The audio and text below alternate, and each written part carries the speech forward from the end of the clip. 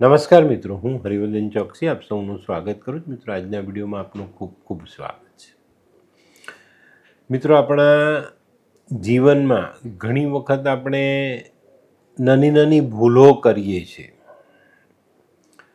અને એ ભૂલો આપણા જીવનમાં ઘણી વખત બહુ મોટા દુઃખ પણ આપી જાય. પણ જો આપણે એ ભૂલો સુધારીએ અને એને આપણા જીવનમાં જોડીએ તો ચોક્કસપણે આપણને મળેલા દુઃખોને આપણે દૂર કરી શકીએ છીએ અને થાય છે. ઘણી વખત આપણે એવું જોયું છે કે ભાઈ કોઈ નાની નાની અંધશ્રદ્ધાઓમાં આપણે માનતા નથી, કરતા નથી અને પછી એનાથી આપણને તકલીફ પડે છે. અને ચોક્કસ આ વસ્તુ પર આપણે બહુ જ ધ્યાન આપવાનું છે. આપણા મનુષ્ય જીવનમાં તેલનું એક મહત્ત્વ છે. તેલથી પણ આપણે આપણા ભાગ્યને બદલી શકીએ છીએ, પણ આપણી પાસે એની સંપૂર્ણ જાણકારી હોવી જોઈએ તો થાય.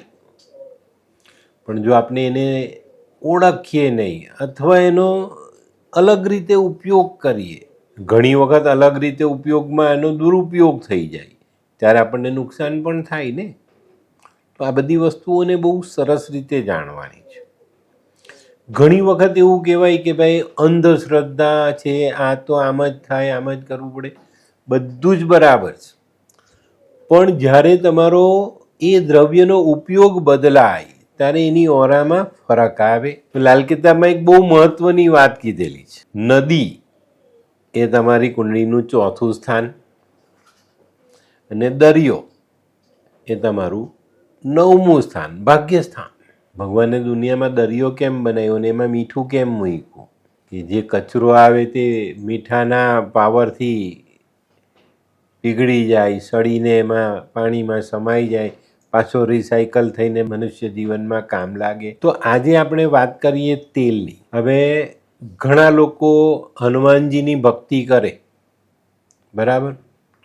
હનુમાનજીની ભક્તિ કરે છે. હું અહીંયા ગુજરાતમાં જોઉં છું, હનુમાનજીને પણ લોકો સરસવનું તેલ ચડાવી જાય છે. અહીંયા તમને ફાયદો નથી થતો. હનુમાનજીને હંમેશા ચમેલીનું તેલ ચડાવો, અને ચમેલીના તેલમાં જો તમે સિંદૂર ભેળવીને ચડાવો તો મંગળના તમામ દુઃખ હનુમાનના આશીર્વાદથી દૂર કરી શકાય. મંગળને લગતો કોઈ રોગ, મંગળને લગતી કોઈ સમસ્યા છે, કોઈ તકલીફ છે, બધી તકલીફ આ એક નાનકડા પ્રયોગથી દૂર થાય. ચમેલીના તેલમાં સિંદૂર ભેળવીને હનુમાનજીને આનો ચેવલો જો આપણે ચડાવીએ તો સારામાં સારું પરિણામ હનુમાનજી તરફથી મળે. હનુમાન મંગળના દેવ છે, હનુમાન શનિ નથી. શનિવારે તમે શનિદેવને સરસવનું તેલ ચડાવો એ એમનું પોતાનું દ્રવ્ય છે, પણ મંગળવારે તમે એને આ તેલ ચડાવશો એ નથી. નુકસાન થવાની એ નથી મને ખબર, હું એને બહુ એમાં પણ નહીં લઈ જઈશ તમને. પણ જો ફાયદો જોઈએ છે મંગળનો, હનુમાનના આશીર્વાદનો, તો ચમેલીના તેલમાં સિંદૂર ભેળવીને ચડાવો, ચોક્કસ ફાયદો થશે. જેના કુટુંબમાં કાકાના ઝઘડા છે, ભાઈઓના ઝઘડા છે, એ લોકોએ પણ આ ઉપાય કરવો જોઈએ. એમાં પણ આ મંગળની શુભ અસર સામેલ થાય અને ઝઘડાઓ બંધ થાય. સાડાસાતી ચાલે છે, દૈયા ચાલે છે, ત્યારે પણ તમે હનુમાનને ચમેલીના તેલમાં સિંદૂર ભેળવીને ચડાવો, રાહત મળશે. હનુમાને શનિને વરદાન આપેલું કે સાડાસાતીમાં મારી પૂજા કરશે તો હું એને રાહત આપીશ. આ વસ્તુને આપણે સમજવાની છે ને, જાણવાની છે ને, એને જીવનમાં જોડવાની છે. હવે તેલ, સરસવના તેલનો એક ઉપયોગ આપણે જાણીએ. જીવનમાં ધારેલી સફળતા મેળવવી છે તો, ધારેલું ધન કમાવવું છે, ધારેલી ઇજ્જત કમાવી છે, આપણા મનમાં જે ભાવના છે તે રીતના આપણે પ્રગતિ કરવી છે, તો કયા તેલથી થાય? મહેનત કરવી છે, ખૂબ સારું પરિણામ મેળવવું છે તો એક માટીના કોડિયામાં સરસવના તેલનો દીવો કરો, આડી વાટનો, એમાં કપૂર મૂકીને પીપળા નીચે આ દીવો સળગાવો, ધારેલી સફળતા મેળવશો. આ ગુરુવાર, શનિવાર આવા વારે કરો, ચોક્કસ તમને સારામાં સારું પરિણામ પ્રાપ્ત થાય. હવે ઘણા લોકો રોગથી પીડાય છે, ઘણા લાંબા સમયથી રોગથી પીડાતા એ માણસ થાકી ગયો છે.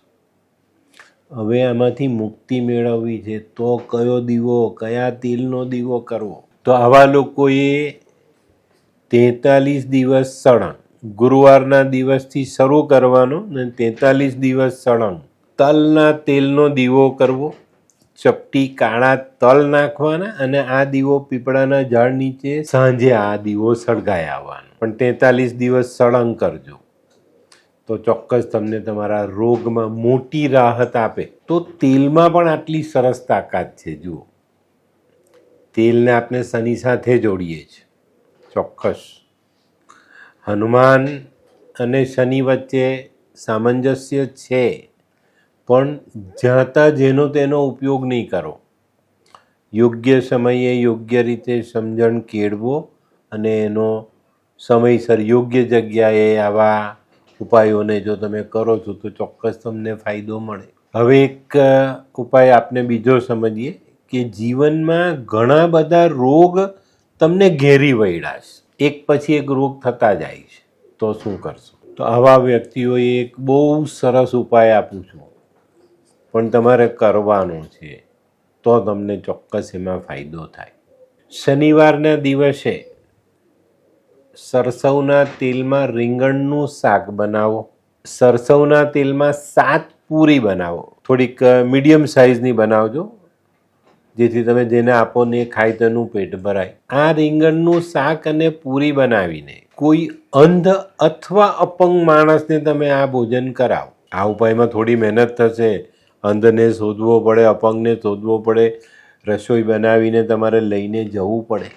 તો મિત્રો, આ રીતે જો 3 શનિવાર આપણે આ ઉપાય કરવામાં સફળતા મેળવીએ ને તો રોગમાંથી ઘણી મોટી રાહત તો મળે. દવાઓ કામ નથી કરતી તો દવાઓ કામ કરે. કદાચ આપણે કોઈ ભૂલ કરી રહ્યા છે તો એ ભૂલ સુધારવાનો મોકો મળી જાય અને આપણે આપણા રોગને સારો કરી શકીએ. તો ચોક્કસ શનિ એક એવો ગ્રહ છે જે તમારા જીવન માટે ખૂબ મહત્ત્વનો સાબિત થાય, કર્મનો દેવતા. તો આ જે વસ્તુ છે ને એને આપણે આપણા જીવનમાં જોડવાની છે. અને જ્યારે આપણાથી કંઈક કોઈ ખોટું કર્મ થઈ ગયું હોય, કદાચ એની ભૂલનો દંડ આપને ભગવાન આપી રહ્યા હોય, તો પણ આપણે આવા ઉપાયોથી એમાંથી મુક્ત થઈ શકીએ. તો મિત્રો, આ તેલ પણ આપણે આપણા જીવનમાં ઘણું ઉપયોગી સાબિત થઈ શકે છે ને તેલથી પણ આપણે આપણા જીવનના ઘણા બધા દુઃખોને દૂર કરી શકીએ છીએ. તો મિત્રો, આજનો વિડીયો પણ તમારા માટે ઉપયોગી છે. તો આજનો વિડીયો ગમ્યો તો લાઈક કરો, શેર કરો, યુટ્યુબ જોનારા શેર કરે ને સબસ્ક્રાઈબ કરે. હું હરિવર્ધન ચોકસી આપ સૌની રજા લઉં. ફરી મળીએ નવા વિડીયોમાં નવી જાણકારી સાથે. તો ચાલો બદલીએ જિંદગી. નમસ્તે.